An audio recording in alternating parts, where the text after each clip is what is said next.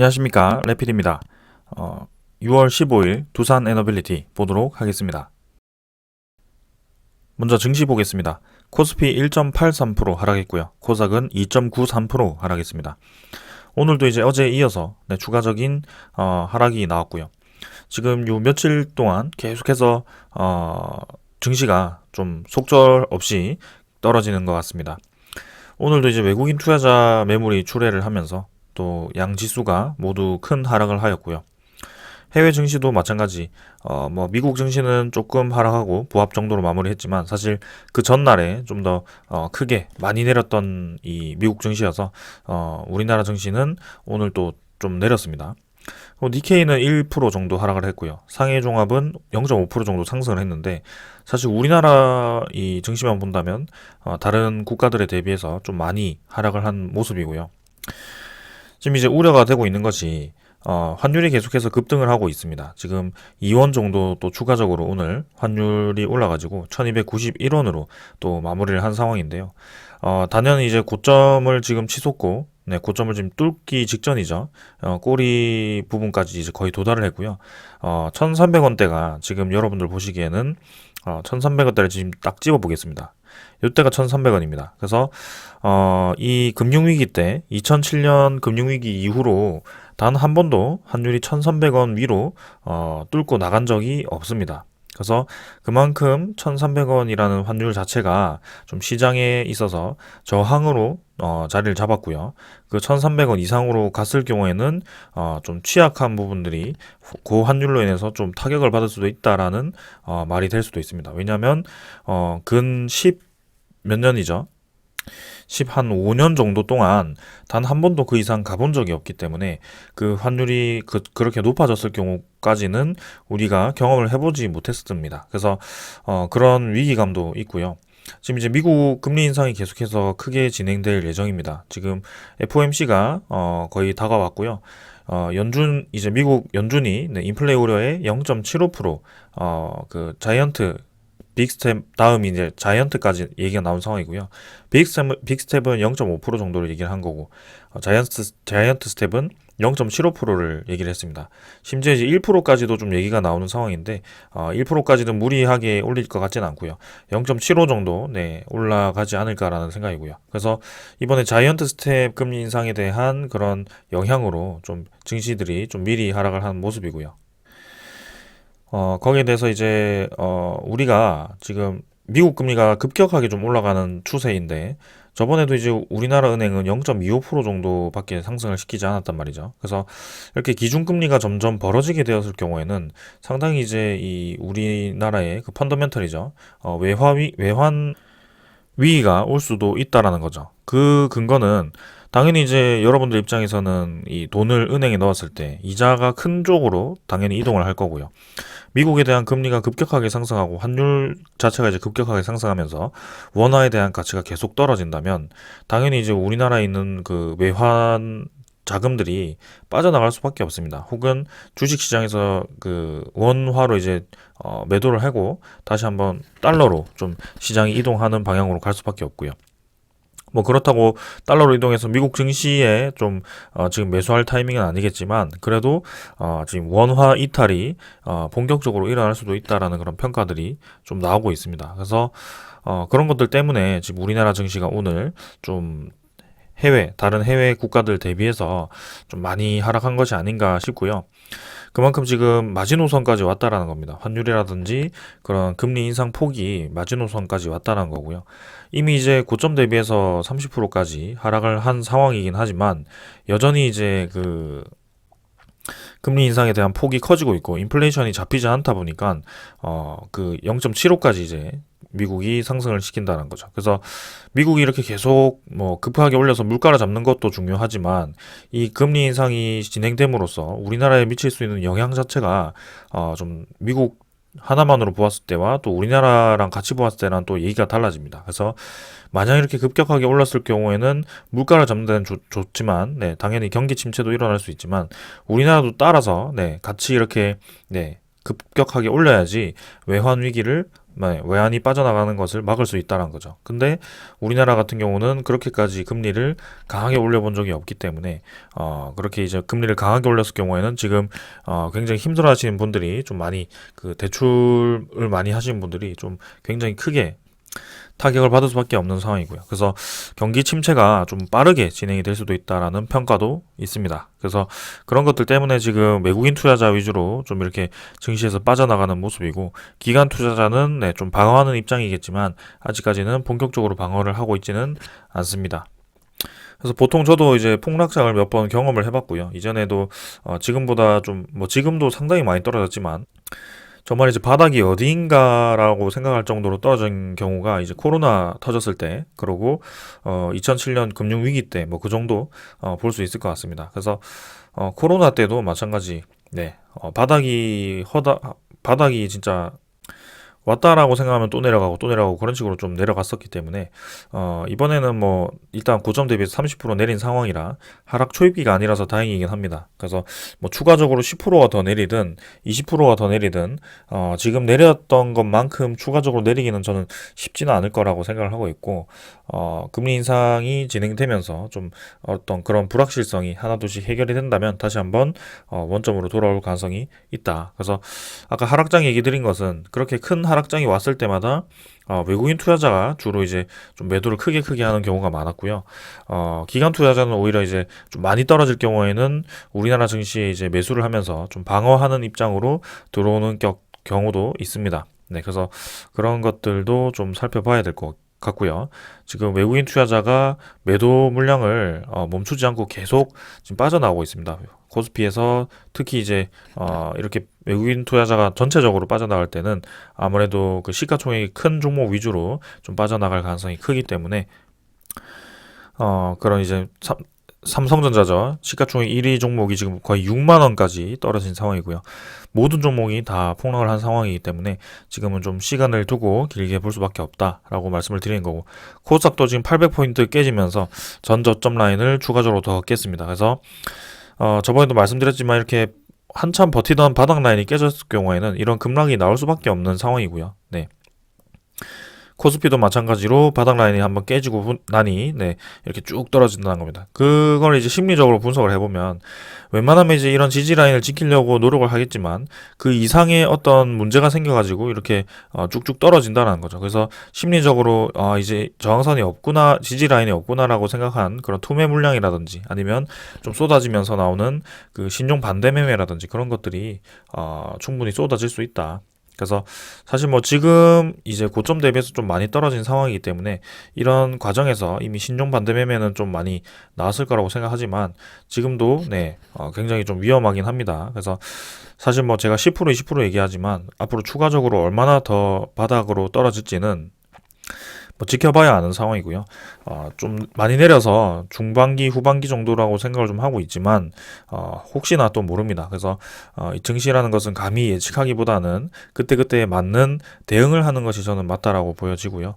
지금은 이제 우리는 본격적인 하락장에 지금 들어와 있습니다. 그래서 지금 상황에서는 수익을 얻으려고 하기보다는 지금 있는 자산만 잘 지키더라도 다음에 다가오는 그 상승장, 분명히 이제 경제도 사이클을 가지고 돌아가기 때문에 계속 좋지만 안 좋지만은 않을 겁니다. 그래서 좋은 때가 있으면 좋지 않은 때가 있고 그렇게 왔다 갔다 할 수밖에 없는 그런 구조로 돌아가고 있거든요. 네. 그래서 물가가 오르면 공급을 하고 공급을 하면 물가가 내리면서 다시 한번 또 이제 뭐 수요를 늘리고 뭐 그런 식으로 좀 진행을 하고 있기 때문에 철저하게 이제 그런 시장 규칙 위주로 좀 가기 때문에 사이클이 올 수밖에 없는 겁니다. 그래서 이렇게 하락장이 있다면 분명히 다시 한번 상승장이 있을 건데, 일단 지금은 이 하락 추세가 금리 인상이 진행되는 추세, 테이퍼링이 진행되는 추세, 그런 추세 때문에 단기간에 급 반등하기는 좀 어려울 것 같다라는 말씀을 드리고 있고요. 거기에 대해서 좀 시간을 두고 지켜보자라고 말씀을 드리면서 넘어가도록 하겠습니다. 자, 그 다음에 오늘 10년물 국채금리 한번 보겠습니다.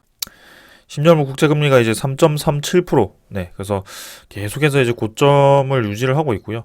떨어지지 않습니다. 그래서 이렇게 국채 시장 금리도 올라가고 있고 미국 기준금리가 올라가기 때문에 이렇게 같이 올라가는 거고요. 거기에 대해서 어쩔 수 없이 지금 뭐 해외 고점에서 지금 떨어지지 않고 있습니다. 그래서 그런 시장에 대한 그런 돈들이 모두 이제 이런 국채 시장으로 빨려 들어가게 되기 때문에 좀 나머지 이제 그런 위험한 자산들이 쭉쭉 빠지고 있는 상황이고, 대표적인 예로 지금 주식 시장 이외에 비트코인 시장이 거의 뭐 2,600만 원까지 떨어졌더라고요. 그래서 그만큼 지금 시장 전체의 돈이 흔들리기 시작했다라는 겁니다. 그래서 코로나로 인해서 풀렸던 유동성 자금이 그런 위험 자산으로 쏟아져 들어갔다가 이제 본격적으로 쏟아져 나오고 있고요.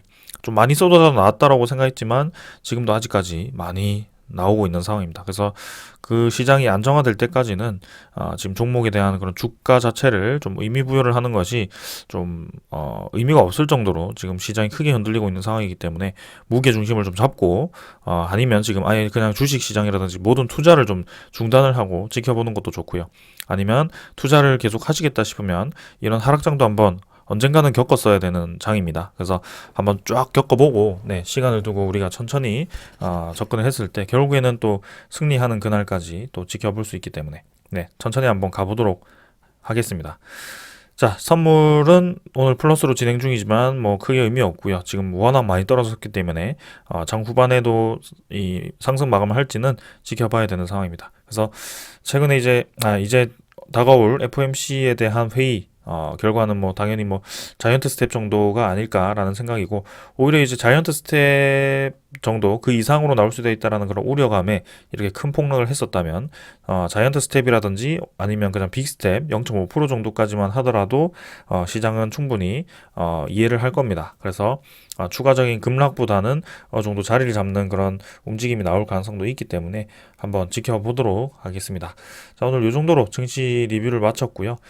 최근에는 계속 증시에 대한 흐름이 좀 중요하다 보니까 이렇게 좀 길게 설명드리는 점 양해 부탁드립니다. 자, 종목으로 넘어가도록 하겠습니다. 두산 에너빌리티 보겠습니다. 750원 하락해서 4.14%로 떨어졌고요. 17,350원으로 마무리했습니다. 자, 지금도 또 이제 증시 하락에 대해서 그냥 속절없이 같이 좀 떨어진 상황이고요. 오늘도 마찬가지 시간의 거래는 뭐 크게 없었고, 네, 부합으로 진행이 되었습니다. 그래서 뭐 두산 에너빌리티가 오르든 내리든 지금 크게 중요한 것이 아니고 그냥 증시 흐름 자체가 그냥 내리 꽂아 버리니까 이런 모든 종목들이 다 같이 하락을 해버리는 상황이고요. 증시에 장사 없다, 네, 시장의 분위기에 장사 없다라는 것이 다시 한번 보여지고 있습니다. 당연히 이제 뭐 몇몇 종목들은 좀 이제 그런 가벼운 종목들은 좀 크게 올랐다가 떨어지는 경우도 있고, 아니면 나로 발사 기대감으로 좀 항공우주 쪽이 많이 올랐었는데, 그런 것들도 이제 항공우주 나로 발사 이후에 네, 그런 소스가 없어진다면 또 이제 이런 시장에 맞게 또 크게 하락할 수도 있는 부분이 있습니다. 그래서 지금은 수익을 보기에는 상당히 어려운 시장이고, 이런 이 하락에 대해서 깊이 의미를 둘 필요가 없습니다. 그냥 전체적으로 빠지는 장이기 때문에 어쩔 수 없이 그렇게 흘러간다라고 생각을 하셔야 되고요. 지금 시장이 빠져서 계좌에 마이너스가 나왔다라고 해서 지금 내가 바로바로 그 손실을 교환하지 않는 이상은 그게 우리의 확정된 손실이 아닙니다. 그래서 수익도 마찬가지로 우리가 수익을 보고 있을 때 팔지 않으면 수익이 아니듯이 이렇게 내려갈 때도 그냥 마이너스 뭐 크게 의미 두지 마시고 지켜보시면 될 것 같고요. 이 기업이 진짜 망할 기업인지 아니면 이 산업이 아예 사장될 산업인지 좀 그런 것들만 판단을 하셔서 지켜보면 될 것 같습니다. 그래서 결국에는 뭐 이 큰 파동이 끝나고 나면 다시 한번 그런 인플레이션이 잡히고 난다면, 네, 그런 것들이 이제 당연히 이제 수요가 늘어날 거고, 그죠? 테이퍼링이 끝나고 금리를 인하하는 시기가 또 이제 경제를 살리기 위해서 그렇게 진행이 될 거고요. 그렇게 이제 양적 완화를 또 시작하게 된다면 이런 유동성 시장에 또 이제 돈이 풀리면서 또 좋아지는 시장이 찾아올 겁니다. 네, 그러고 그때마다 당연히 이제 시장이 돈이 풀렸을 때 모든 종목을 사는 것보다는 좀 좋아 보이는 종목들 위주로 매수가 들어갈 거고요. 그때는 이제 산업에 대해서 다시 한번 평가를 받겠죠. 그래서 반도체 종목이라든지 2차 전지 아니면은 뭐 로봇, 그 다음에 뭐 이렇게 에너지 관련 종목들, 수소 관련 종목들 이런 것들이 분명히 다시 한번 네, 가치를 평가받을 그 시기가 올 것 같습니다. 자, 그래서 지금 이 시장 상황에서 정말 지금 최악의 상황이지만 한 가지 더 발생할 수 있는 불확실성이 있다면 이제 코로나가 이제 재유행을 한다.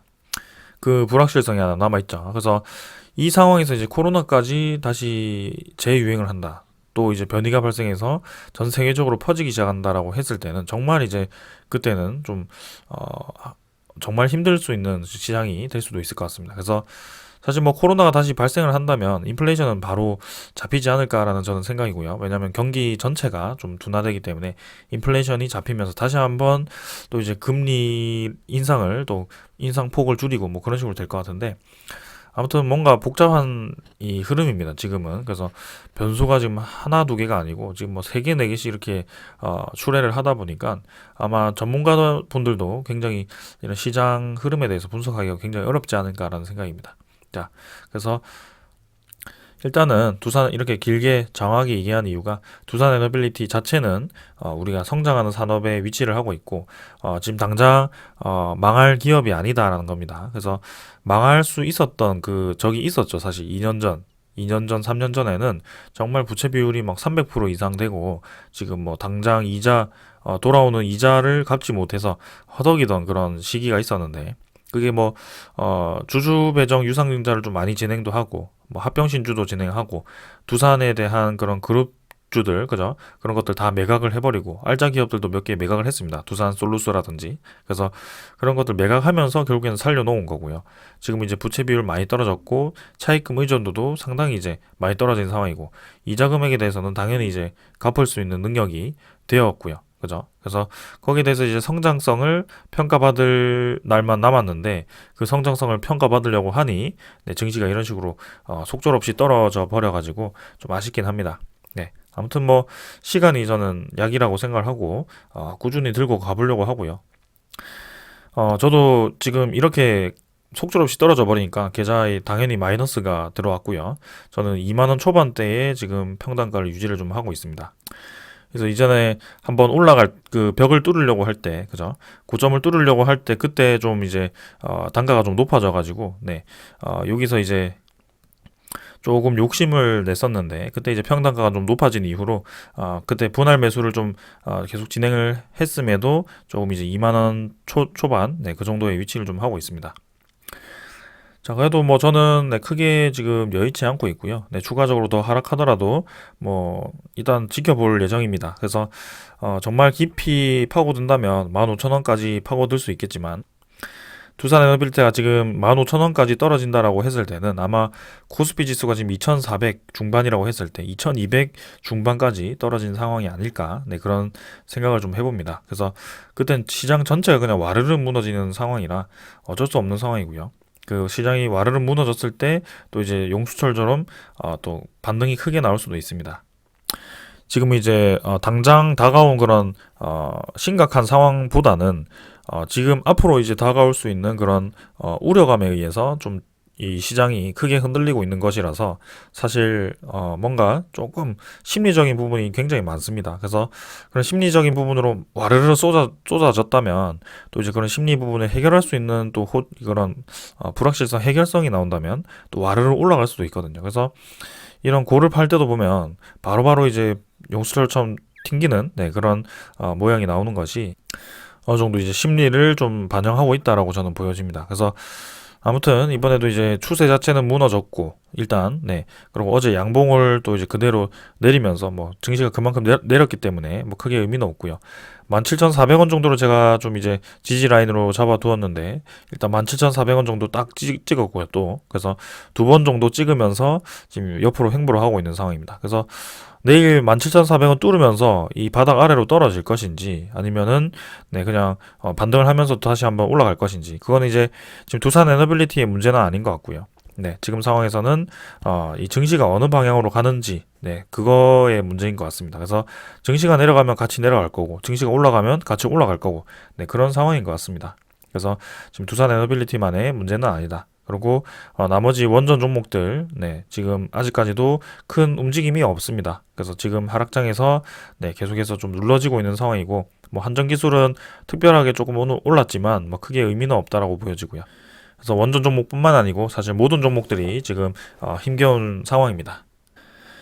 그래서 이렇게 하락장이 크게 들어와주면 정말 이제 주가가 말도 안 되게 떨어지는 경우들이 많기 때문에 오히려 이제 기회가 될 수 있다는 거죠. 그래서 정말 이제 여러분들이 단순하게 생각한다면 고점에 팔고 저점에 사고 이게 돈 버는 가장 쉬운 방법이죠. 네, 이렇게 하는 것이 가장 쉽지만 사실 이거를 파악하기가 이게 진짜 굉장히 쉽지가 않습니다. 그래서 나는 단 1%라도 손실을 보지 않고 계속 이득만 볼 거야 라는 마인드를 가지고 계신다면 당연히 요런 데서 매수를 해서 쭉 올라가는 것을 따라가야 되죠. 근데 이게 어렵다는 겁니다. 그래서 내려가는 와중에도 이제 바닥인가 하고 한번 사보고 그 다음에 분할로 이제 들어가셔야 이제 평단가가 이 정도 형성돼서 이런 큰 수익을 얻을 수 있는 거고요. 여러분들 아실지 모르겠지만 코로나가 한참 크게 터졌을 때 코스피가 한 1400까지 떨어졌었나요? 지금 3300까지 V자로 올라가서 지금 진행 중인데요. 그때 1400포인트대 매수를 했던 분들이 얼마나 있을까요? 그때. 그죠? 오히려 이제 신용을 썼다가 신용 반대 매매를 당하거나 아니면은 손절을 하는 분들이 많았을 것 같고요.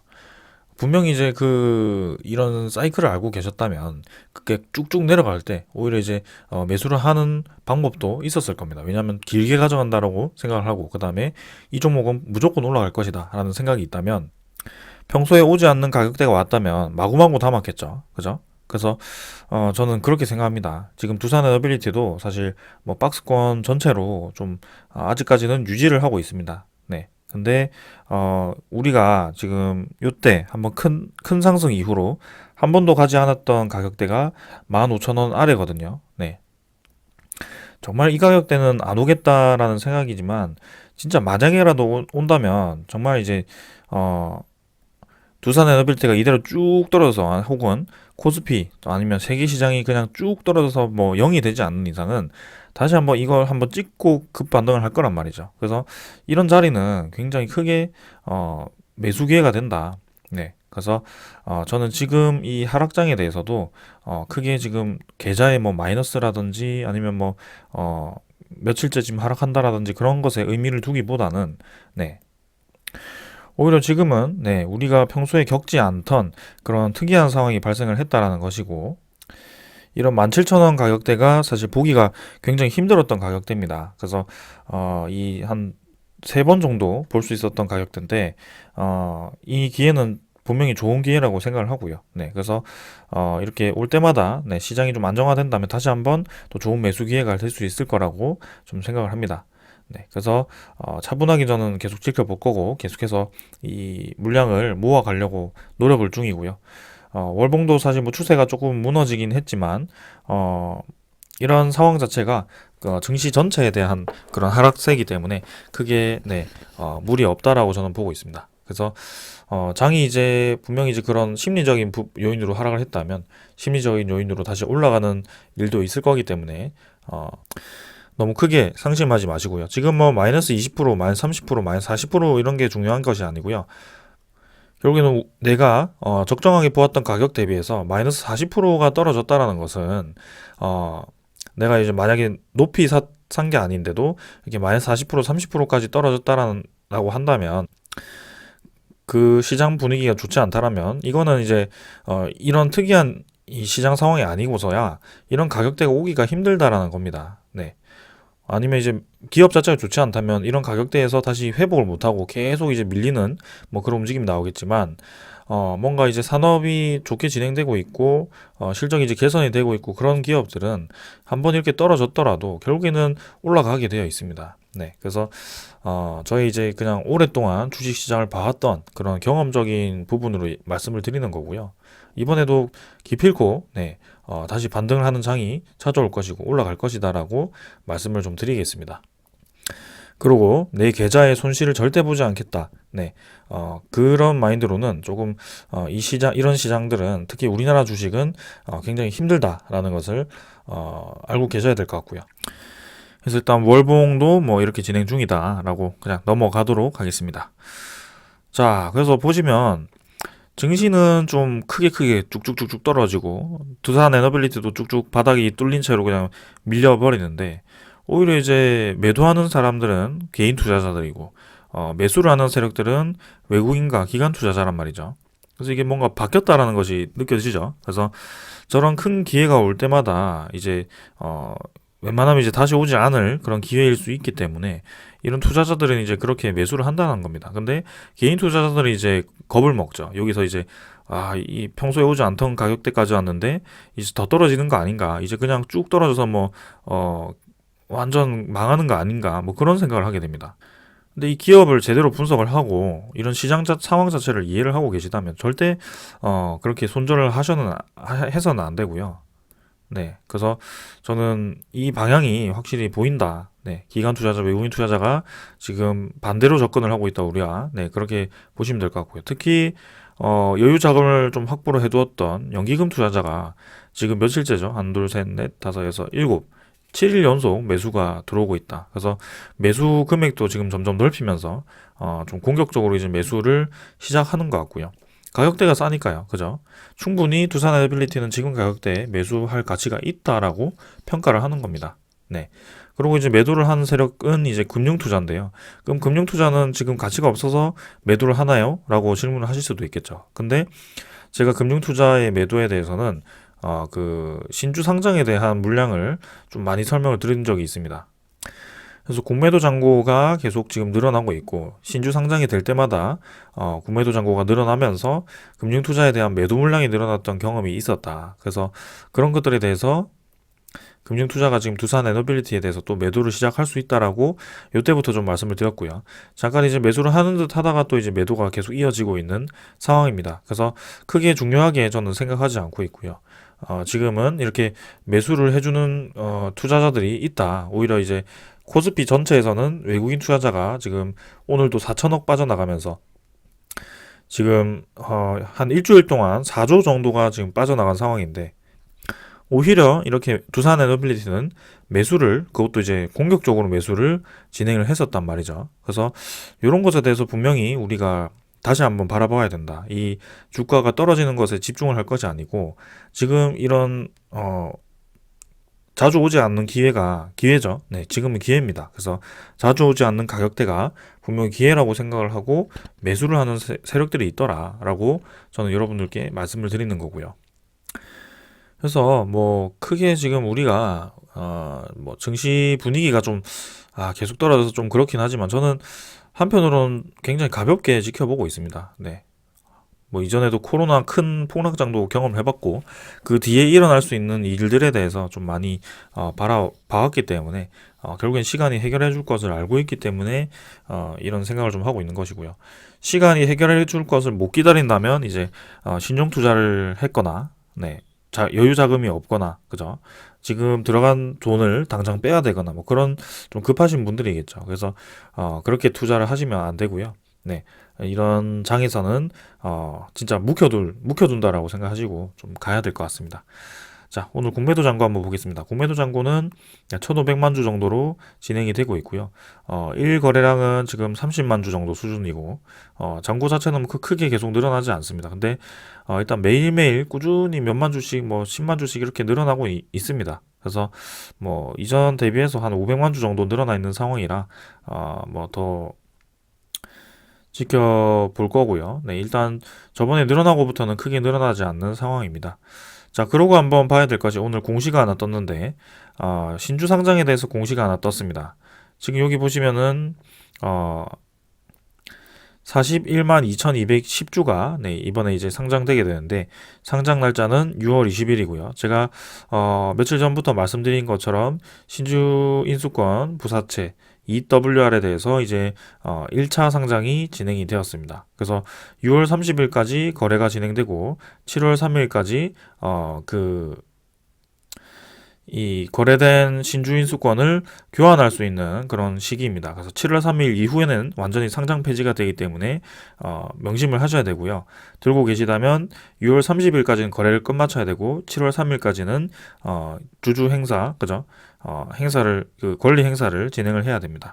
그래서 1차 상장 물량이 41만 주고요. 나머지 이제 남은 주식 수가 570만 주입니다. 그래서 1차 상장 물량 이후에 이제 되는 것은 6월 15일부터 6월 잘못 말씀드렸습니다. 지금 이제 5월 16일부터 31일까지가 지금 상장이 된 거고요. 그럼 이제 6월 마지막까지는 6월 1일부터 6월 15일까지의 이 상장 물량이 네, 6월 30일 정도에 공시가 되겠네요. 그래서 7월 중순에 7월 초에 상장이 될 거고요. 그 다음에 이제 7월 중순에 다시 한번 또 나뉘어가지고 6월 15일부터 6월 30일까지의 물량이 상장이 될 것 같습니다. 그래서 지금 1차가 상장되고 2차, 3차까지 이렇게 상장 물량이 추려할 수 있는 부분이고요. 나머지 이제 570만 주를 두 번에 나눠서 이제 상장이 될 것 같습니다. 그래서 뭐 크게 이때까지 상장된 물량 대비해서는 많은 물량이 아니기 때문에 무리가 없다라고 저는 생각을 하고 있고요. 공매도 잔고도 지금 늘어날 만큼 이미 많이 늘어나 있는 상태라 뭐 더 이상 크게 늘어날 것 같지는 않습니다. 그래서 우려할 상황은 아니다. 대차 잔고도 보시면은 체결이 좀 많이 되긴 했지만 뭐 상환도 좀 되어가지고 3,300만 주 정도로 어제보다 한 30만 주 정도 증가를 했고요. 지금 뭐 공매도 잔고도 조금씩 늘어나고 대차 잔고도 조금씩 같이 좀 늘어나고 있는 상황입니다. 그래서 뭐 지금은 이제 이 주가 자체를 공매도를 이용해서 막 끌어내리는 것보다는 이미 공매도는 높은 가격대에 많이 쳐놔서 2만 원 정도, 19,000원 후반 정도에서 좀 공매도가 많이 형성이 되었고 그때 이제 잔고가 많이 늘어났고 최근에 이 내려가는 하락분에 대해서는 공매도 잔고라기보다는 그냥 기계적인 그냥 매도 물량에 의해서 좀 떨어진 것 같다. 그렇게 좀 생각을 하고 있습니다. 그래서 뭐 크게 저는 뭐 부담 없이 지켜보고 있는 상황이고요. 공매도 대차 잔고도 급격하게 늘어나면 또 한번 관심을 가져보도록 하겠습니다. 자, 오늘 이제 외국인 추정 대비해서 또 15만 주로 이렇게 6만 주 정도 추가로 매수가 진행이 되었고요. 어제도 92만 주 매수가 되었고 이틀 연속 지금 100만 주 정도 매수를 진행을 했습니다. 그래서 오히려 지금 장이 떨어지고 그다음에 외국인 투자자가 코스피 코스닥에서 빠져나가는 분위기인데 두산 에너빌리티에서는 지금 이틀 연속 뭐 지금 그 전날에도 매수를 했었고요. 아무튼 최근에 계속 매수를 하고 있단 말이죠. 그래서 보유율 자체도 지금 9.8%대로 진행이 되고 있고 9.9%가 이제 육박을 하고 있고요. 그래서 아까 열심히 제가 말씀드린 것처럼 이 외국인 투자자가 뭐 계속 매수를 이어갈지는 모르겠습니다만 확실히 지금 가격대에서는 매수를 할 만한 그런 가격대이다라고 이렇게 보여지는 것 같습니다. 그래서 우리도 이렇게 뭐 시장이 계속 떨어지는 것에 집중할 것이 아니고 뭐 추가적으로 더 떨어지더라도 조금 더 손해를 볼 각오를 하더라도 결국에는 17,000원이라는 가격대는 평소에 잘 오지 않는 가격대다라는 것을 알고 계셔야 된다는 거죠. 그래서 그렇게 좀 말씀을 드리면서 오늘 넘어가도록 하겠습니다. 그 다음에 이제 몇 개 이제 좀 설명을 드리고요. 일단 먼저 전해드릴 소식은 EU 의회에서 이제 경제위원회와 환경위원회에서 원자력 발전과 이제 LNG 발전에 대한 그 녹색 분류 체계 그 투표를 좀 진행을 했는데 총 이제 138표였나요? 76대 62로 이제 반대 의견이 채택이 되었다라고 합니다. 경제위원회와 환경위원회가. 근데 이제 뭐 EU 전체에 대한 그 의견은 아니고요. 일단 위원회 2개 정도에서 지금 아슬아슬하게 반대가 되긴 했는데, 일단 본격적인 그 본 회의는 이 본 최종 결정은 나중에 이제 진행을 한다라고 합니다. 그래도 이전 대비해서는 좀 반대의 의견이 좀 있다라는 것이 보여지는 것 같고요. 그 본 회의에서 이제 어떤 식으로 투표가 될 것인지는 좀 지켜봐야 되는 상황입니다. 자, 그래서 다음 달 이제 4일에서 7일 정도에 본회의 표결을 거치고요. 11일까지 최종 결정이 된다고 하고요. 7월 11일이죠. 그래서 유럽의회 705명 중에 과반수인 353명이 반대를 하거나 EU 회원국 중 27개 중에 이제 20개가 반대할 경우에는 EU 집행위는 녹색 분류 체계의 원자력, 천연가스 발전을 포함한을 폐지하거나 수정을 해야 된다는 얘기가 나왔고요. 그래서 지금 러시아에 대한 그런 전쟁, 그죠? 러시아 우크라이나 침공으로 인해서 이번에 체르노빌 원전도 좀 위험했고요. 그런 것에 대해서 좀 폭발 위험에 대해서 조금 우려를 하는 것이 아닌가, 이 분위기가. 그런데 또 그런 위기감을 가지고 이제 원전을 배척을 하려고 하니 이런 에너지 안보와 에너지 순환을 지금 해결할 수 있는 방법이 없다라는 거죠. 그래서 그 두 개의 충돌 안으로 지금 양립을 하고 있는 것 같고요. 최종 결정은 이제 7월 11일에 나온다. 그렇게 알고 계시면 될 것 같습니다. 그래서 뭐 여기에 대해서 추측할 필요도 없고 그냥 시장에 대한 흐름으로 맡기면 될 것 같고요. 분명히 이제 여러 국가들이 그런 원전에 대한 계획을 발표를 하고 있고 앞으로 그 계획을 하고 있거나 지금 추진 중인 원전 개수가 지금 지어져 있거나 네, 그런 건설 중인 개수와 동일하다. 그만큼 시장이 지금 두 배로 커질 가능성이 크고 SMR이라든지 원전 해체 네, 그런 모든 것을 봤을 때 시장 전체가 지금 1600조까지 증가를 할 수 있다라는 것이 핵심이었습니다. 자, 그래서 계속 꾸준히 지켜보면 될 것 같고요. 그 다음에 이제 카자흐스탄 원전 수주전이 지금 또 얘기가 나오고 있는데 뭐 미국과 일본에 대한 컨소시엄이 떨어졌다라고 표현이 되어 있습니다. 근데 뭐 SMR에 대해서 지금 뉴스케일 파워라든지 그런 미국의 그 제너럴 일렉트릭 그다음에 히타치 일본의 히타치 협작사 쪽도 이제 SMR을 제작을 하고 있는데 네, 거기에 대해서 그 두 개를 다 떨어뜨렸다라는 얘기가 나왔습니다. 그래서 SMR은 아직 지금 실증된 곳이 없기 때문에 거기에 대해서 아직은 도입하기는 이르다라고 평가를 한 것 같고요. 카자흐스탄 그래서 SMR은 아직 얘기가 좀 보류를 하는 상황이고 대신에 이제 그 2.4기가와트 규모의 원전 사업을 추진하고 있기 때문에 1000메가와트급과 1400메가와트급 두 개 정도를 생각을 하는 것 같습니다. 그래서 대형 원전 사업에 이제 네 곳 정도가 지금 남아 있고요. 첫 번째는 한수원 APR 1000, APR 1400, 그다음에 로사톰이 이제 1200짜리와 1100짜리겠고요. 프랑스 EDF가 또 있고요. 그다음에 중국 쪽이 있습니다. 그래서 아무래도 이제 중국 쪽과 뭐 이 러시아 쪽은 아무래도 최근에 국제적인 그 사회 분위기를 보았을 때는 좀 제외가 된다면 이 한국과 프랑스 2파전이 될 가능성이 크고요. 네.